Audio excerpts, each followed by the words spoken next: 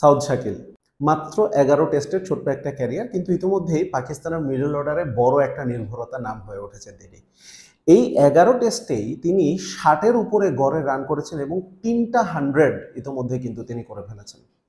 তবে বাংলাদেশের পাকিস্তানের বিরুদ্ধে প্রথম জয়ের টেস্টে সাউদ শাকিলেরও দুটো প্রথম হয়েছিল। ১১ টেস্টের ক্যারিয়ারে তার ৩টা 100 হয়েছে, যার প্রথমটা হয়েছিল নিউজিল্যান্ডের সাথে ১২৫ রান করেছেন তিনি, দ্বিতীয়টা হয়েছিল শ্রীলঙ্কার সাথে, সেটাকে ডাবল 100 করেছেন ২০৮।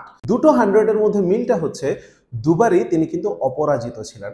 অর্থাৎ সাউদ শাকিল যখন একবার 100 করে ফেলেন, একবার যখন সেঞ্চুরি করে ফেলেন, তিনি নট আউট থাকেন, তাকে আউট করা যায় না। প্রথমবারের মতো ১০০ করার পর আউট হয়েছেন সাউদ শাকিল বাংলাদেশের বিপক্ষে টেস্টে। প্রথম ইনিংসে ১৪১ রান করে মেহেদী মিরাজের বলে স্টাম্পিং হয়েছেন। দ্বিতীয় প্রথমটা অবশ্য সাউদ শাকিল ভুলে যেতেই চাইবেন। এই টেস্টের আগে 10টা টেস্ট খেলেছেন, 10টা টেস্টে 19টা ইনিংস তিনি খেলেছেন, কখনো তিনি 0 রানে আউট হননি। টেস্ট ক্যারিয়ারে প্রথমবারের মতো তিনি বাংলাদেশের বিরুদ্ধে 0 রানে আউট হয়েছেন দ্বিতীয় ইনিংসে সাকিবের বলে। এবারও তিনি স্টাম্পিং এর ফাঁদে ধরা পড়েছেন।